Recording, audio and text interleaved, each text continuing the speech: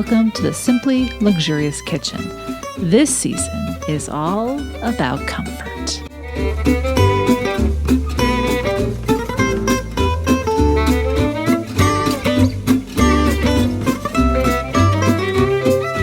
With many French comfort recipes made in my own home kitchen, inspired by what I find in my garden, and kept company by my two furry companions.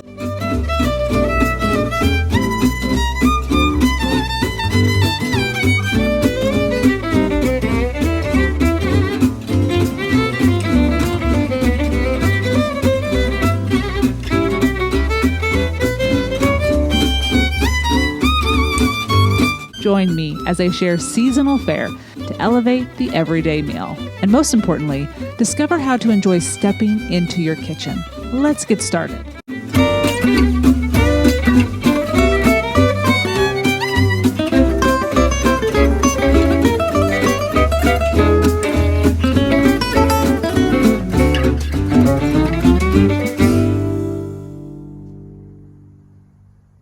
Welcome to my kitchen. I'm Shannon Naples, and this is the Simply Luxurious Kitchen. Today we're going to be making a simple nibble to enjoy during aperitif time, or apéro hour. And it is simply a Gougères, fancy name made with pâte de choux turned into a savory nibble that will just bring a lot of comfort. Pair it with a glass of wine, a glass of champagne, end your day, celebrate with those people that you are going to dinner with, or simply ending the day seeing those people that you enjoy being around after work, or wherever you've been during the main part of the day. And these will just make you feel like a kid, but at the same time satiate a craving of just comfort and goodness. All right, so I just came back from the market, finally went to the market after a long hiatus, and picked up some fresh eggs, which, aren't fresh eggs just the most gorgeous things? They're so lovely and orange. Anyway, I also picked up some honey, as you can see. I'm excited to get to use that. But the recipe is very simple for pâte de choux. And as we go through it, I'll walk you through some history. And of course, we're going to do some taste testing. I'm also going to freeze a batch and show you how they bake as well, because you can make a bunch of these and put a bunch in the freezer, save a few for the current moment. And so that when you do want to enjoy them later, you don't have to bake them each time, although the baking is very simple. So let's get to the stove and mix up the pâte de choux. I think what I love about this dish, obviously it's very simple, and it does include two of my favorite ingredients, cheese and butter, but it also is a celebration of what apéro time is in France. The apéritif is a celebration of being with those people that you get to see at the end of the day. It could be that gathering of the guests before a dinner party, or it simply could be meeting at a cafe or on the terrace after work. It's really not equivalent to happy hour, because it's more of a savoring of what you're going to rather than a celebrating of what you're leaving, which I find happy hour is a little more shifty in that direction. You're not drinking a ton of wine or drinks, you're not eating a ton of food, but you are savoring. And it's that savoring that I love about the apéro time. Norman, yes, and you would be there too. And it doesn't have to be something you make that's really fancy. It doesn't even have to be something you make. In Provence, sitting down for wine and fougasse, a traditional bread in that region. These Gougères can simply be taken out of the freezer as you walk in the door after work or the end of the day. It doesn't have to require a lot of work. In fact, it probably shouldn't. That's what makes it comforting. It's simple, it's easy, and it's delicious. All right, so we're on the stove. What we're going to do is combine the water, 250 milliliters or about a cup, and 120 grams of unsalted butter. And try to find the best butter you can. I'll show you mine here from France. And then a pinch of fleur de sel. Now we're going to bring this to a boil. So get our wooden spoon, and let this all incorporate. It'll just melt down here, no problem. So let that melt down.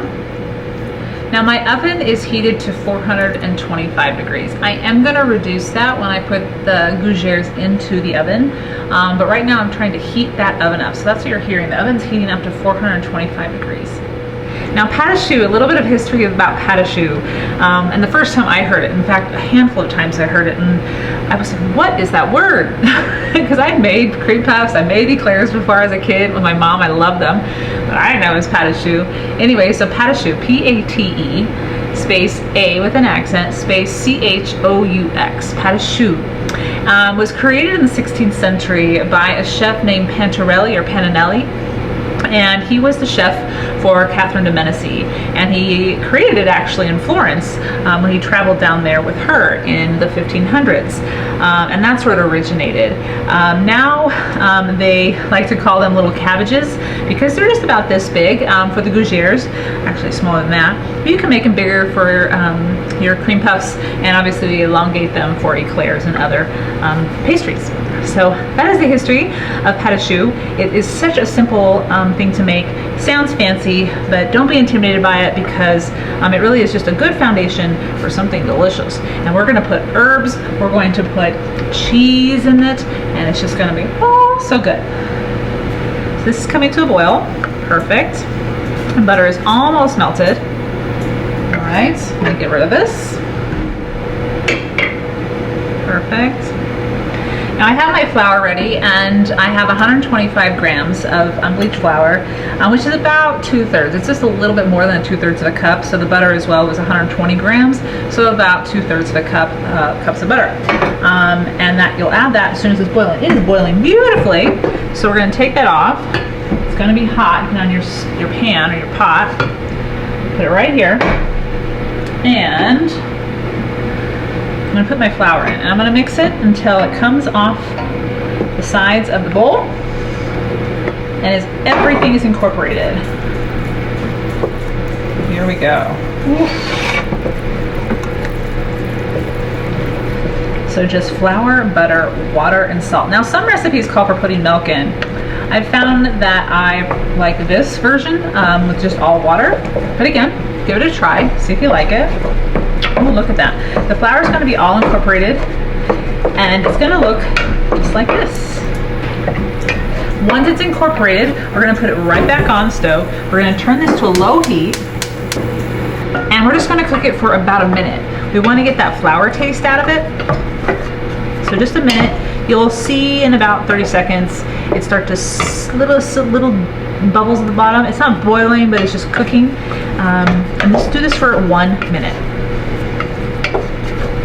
And if you change your mind and want to make an eclair or a cream puff, go for it, because you have the pâte à choux to do that.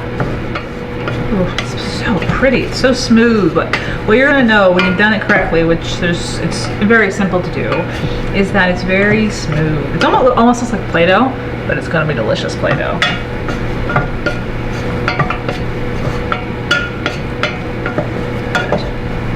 There, I'm hearing a little bit of a sizzle.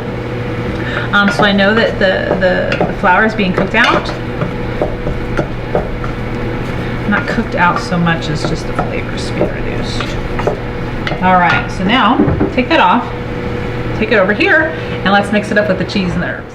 Okay, so now we're going to add our eggs, finish the pâte à choux, one at a time. Because remember, this is warm, and we do not don't want to scramble the eggs. So just one at a time, mix it in. Doesn't have to be perfectly incorporated before you add the others. Just making sure there's no shells in there.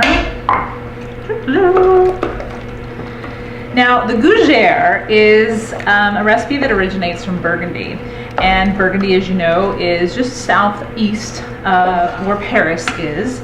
And you have in Burgundy, if you've had the opportunity, I have not yet, to have these at many of the restaurants for their aperitif. And they're just small little bites with cheese, and they're fantastic. So come on, mix up, mix up. In fact, the Gougères, which is spelled G-O-U-G-E-R-E-S, has a festival every year in celebration of it, and it happens the third weekend of May. And if you go to Gougères.com, you can find all about the festival. They didn't have it this year, unfortunately, because of all that was going on with the pandemic, but it is on schedule for next year. So if you are in Burgundy or want to learn more about it, it is all about Gougères, which are delicious. Now, get all those 4 eggs get mixed in there, and you're seeing the pastry get smoother. And I think the best utensil is a wood spoon, because it just mixes. Oh, look at that. Mixes it up so well, and with the strength you need. Ooh, yes. Look at how smooth that is. Okay, now for the cheese. Okay, so let me get these out of the way. Okay, get my grater.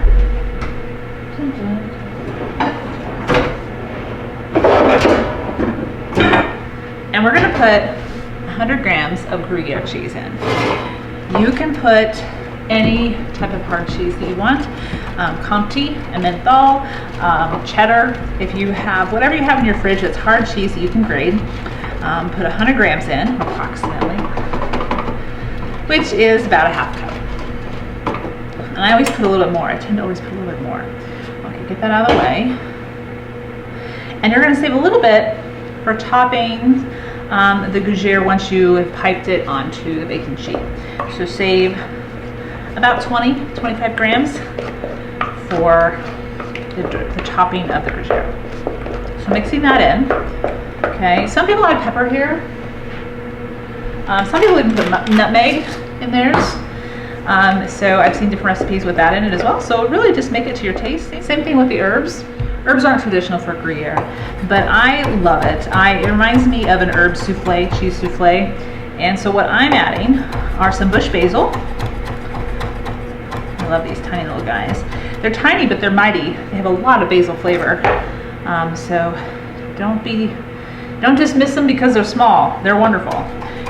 It took me a while to grow them this year, but man, when they started to grow finally, they are just the most adorable little plant, about this big.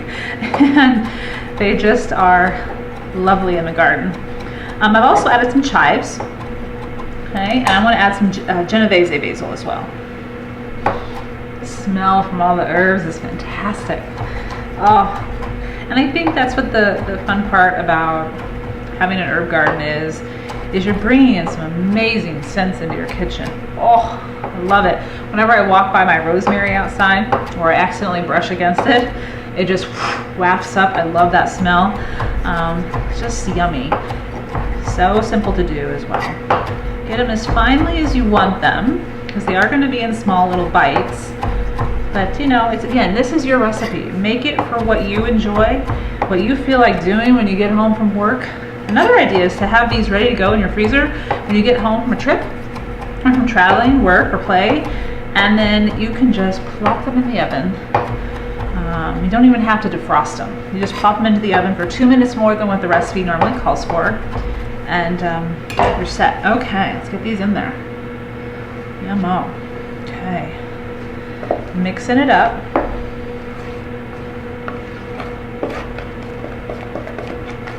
Okay, we are set. So all you need to do now is get a baking sheet.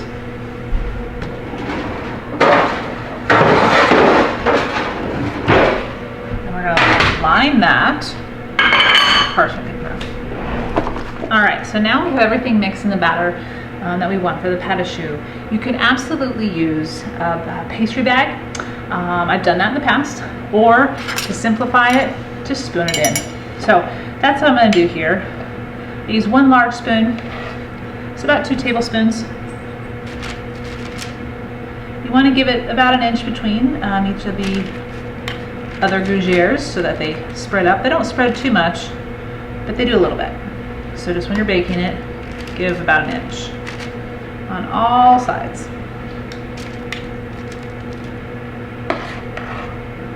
Now what I should have done is mix the eggs into one little small bowl and then gradually pour them out, because what then you'll do is when you have them out here like this, you're going to make sure the chops is smooth.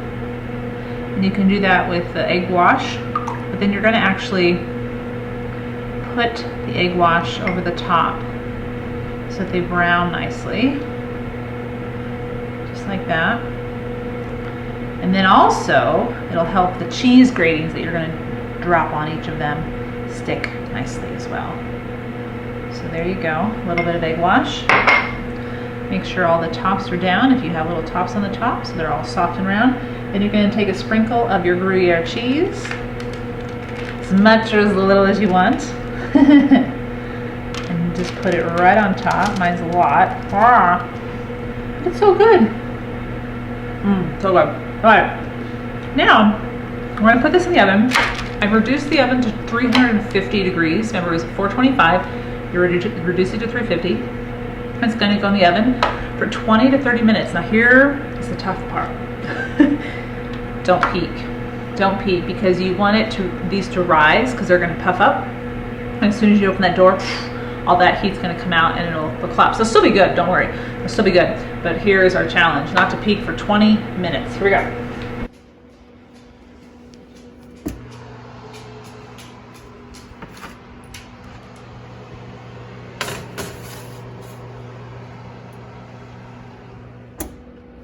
Now while those are in the oven, I've actually turned on my other oven because I'm going to show you how to do the rest of this batter, freeze it, and then cook it and bake it again. So I actually made a batch ahead, so they're in the freezer.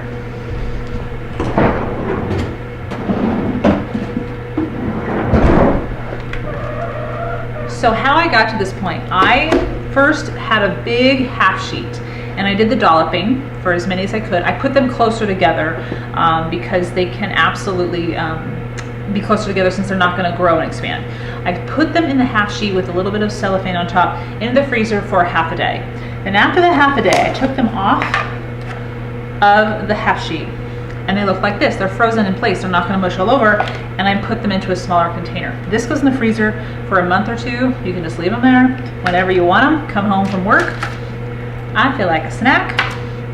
Put them right on. Let's do that one. And they're gonna go into this oven for just 2 minutes more. So I'm gonna actually put them at 25 to make sure that they rise just perfectly. First, I need to put some egg wash on. There we go. Sprinkle a little cheese, Ivy. Oscar has joined me. He's my good sous chef in the kitchen, aren't you? We'll put these in the oven. How about? All right. Time that one out for 25. So really, it's that simple. We come home, they're in the freezer, dum-dum, and yeah. I'll see you in 20 to 25 minutes, and we'll compare the two. All right, so the buzzer just went off and I've taken both of them out. I want to show you what they look like. So these are the ones that were fresh, that were just made, and they are light. The cheese is crispy. Oh my gosh, yum. And they're still puffed up. I didn't peek. I've peeked before when they do deflate, but they're still just as good. These are the 4 that were frozen. I did them for actually 5 minutes longer, and you can see they're not as light, but they're still just as crispy, and they still are going to be just as good. Oh yeah, still just as good. So what we're going to do is we're going to pair these Gougères with a lovely wine from Burgundy. Okay. So since these are a traditional treat in Burgundy, I wanted to find a Burgundy wine. And so I found a Chablis. And a Chablis is made of Chardonnay grapes. And Chablis is in the most northern region of Burgundy, and it's the most unoaked wine and the less fruity of Chardonnays. And so it's more savory suited, which I love. And let's get a glass poured here. Okay. You can also pair it with champagne. I think that would be lovely, kind of fun. And that's it. Gougères. Let's open one of these up. Look at that. All puffed up and airy. Let's try a bite. Oh, so Good. What I love about these is that it's fully satiating in the sense that you have the fat, you have the freshness from the herbs, and you have more butter there, but good butter. It's just something so simple in concept, but so deeply satisfying.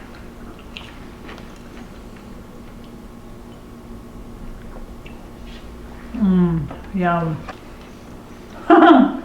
So, Gougères for your next aperitif, or to enjoy with your friends before your dinner party as you just kind of relax and settle into the evening.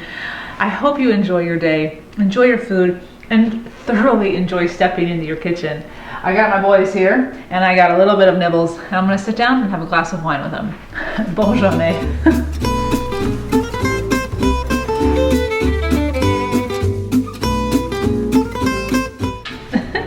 The boys are cleaning the plates up, but while they're doing that, I wanted to share with you this episode's everyday luxury. Now, this is something that I have added to my kitchen, and I highly recommend it. It's very inexpensive.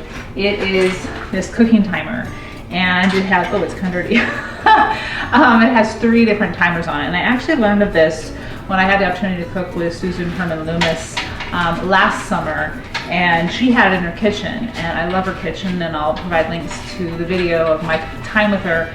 But this is the cooking timer she had, because you can do 3 different timers. It's very simple to use. You can clear and save different previous times, and I think it's for less than $20 from OXO, OXO. Could not recommend it more highly. That's my everyday luxury.